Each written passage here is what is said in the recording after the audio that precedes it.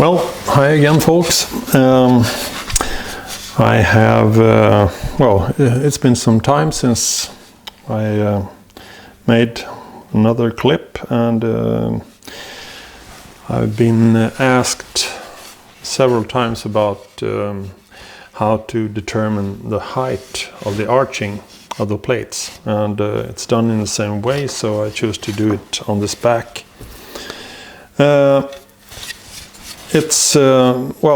So far I have sort of tuned the edge. I don't know if that's necessary, but I do it just because I can. And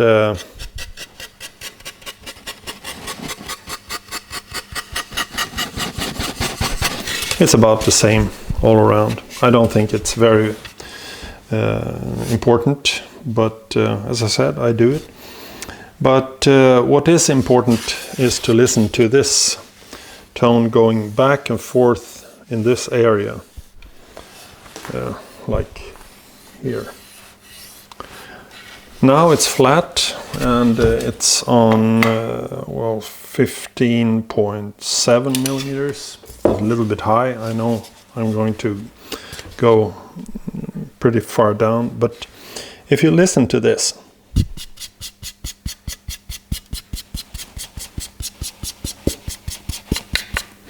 you hear it's higher here.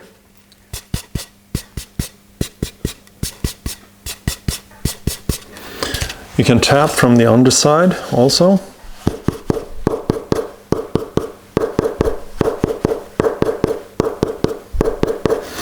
And higher means always take away. So if it's higher here, you cannot scoop it down. That would be one, you can do it, but it's not recommended.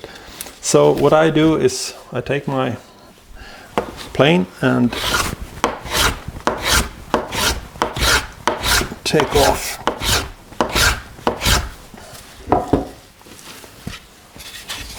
Try again.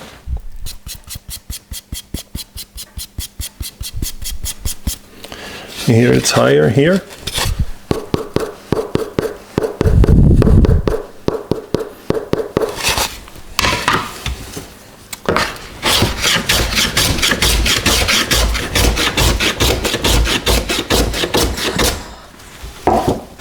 The goal is to have the same pitch all way through this. So we try again.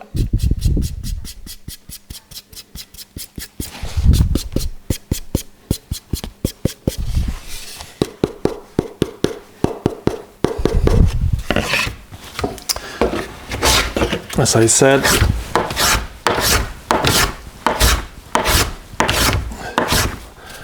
we're going down. And check where we are now. It's about 14 point, say 15.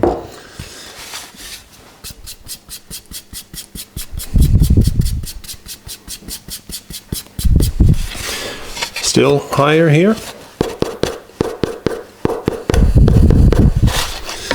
I guess we will land at about 14.54, so.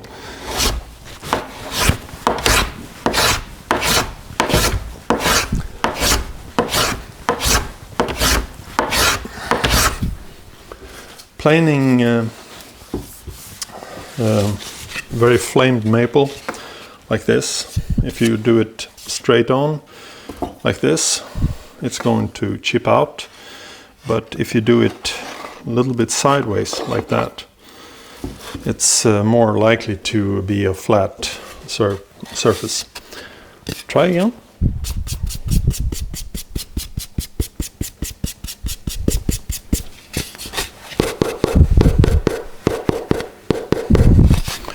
Still higher.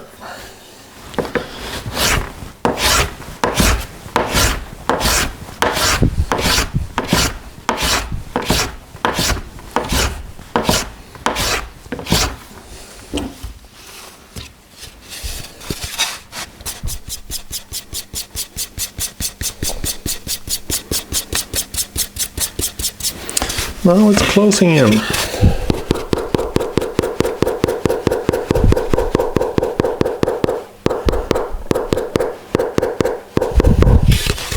let's see what it is.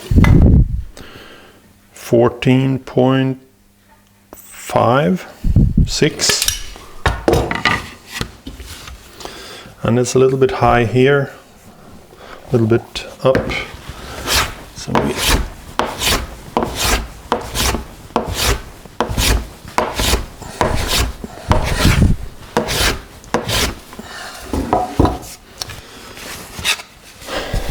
let's hope for this.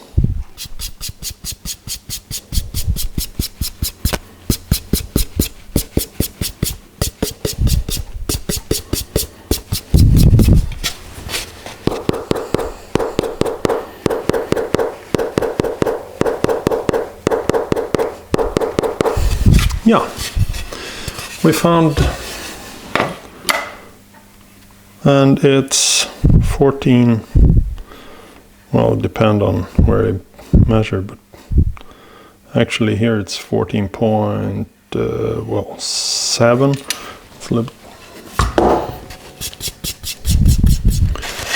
It's a little bit higher here. You can actually hear it.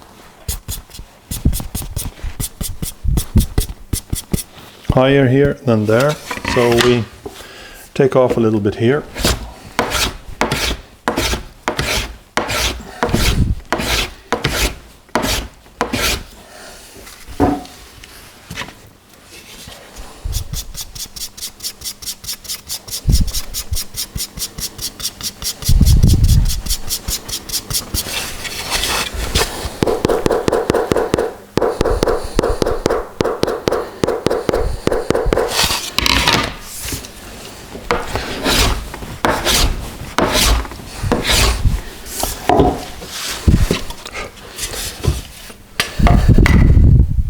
Oh well, 14.4, well, 5. Okay, so now we established the high point here, and that is when on a flat surface the pitch is the same all through. We can do it once more.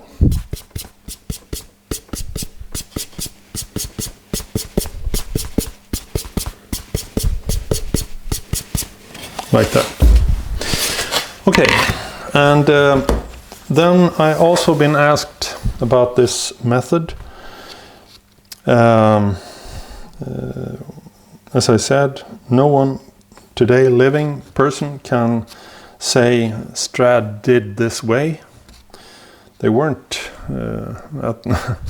It's impossible because no one actually saw what happened. We can only go from what the products show us, and maybe some drawings, templates, stuff like that. But if anyone of you have an idea of how they did without copying, because most makers today, they copy Daljesus and Strads, and they come with their templates and say Strad did this and that, and they come with their computers and say you have to have mode 1, 2 and 5 in these areas, and you have to. But somehow they invented the violin. I guess the Amatis were pretty early in that area, and they must have had some guidelines, because even the first Amatis were so good, and so they were no trial and error products. They were really good from the start. So by doing this, I get all these strangeness.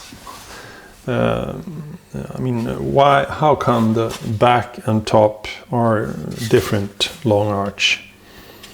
I said this before, I know, but I say it again because Perhaps someone out there didn't listen. Back and top have different long arch. The back shows a fuller arching from edge to edge here than here, where it's more scooped. The top, outside the F-holes, the arch goes totally out of the span, which goes so nicely in these areas. But here suddenly the F's are sort of cut down, and the tongue going down here is far lower than would have been if you do a nice arching like that. All these things. If anyone out there have a clue on how they did it without using this method, because the nice part about this is that when you use this method, you end up with the same result as these marvelous violins we are trying to replicate. Well, that's all for now. Hope I'll be back with some more videos soon. And I had a lot of subscribers, and that's very nice. So if you're not a subscriber, please press the subscribe button, and I'll be very happy for that. I give it all away for free, so, well, thank you.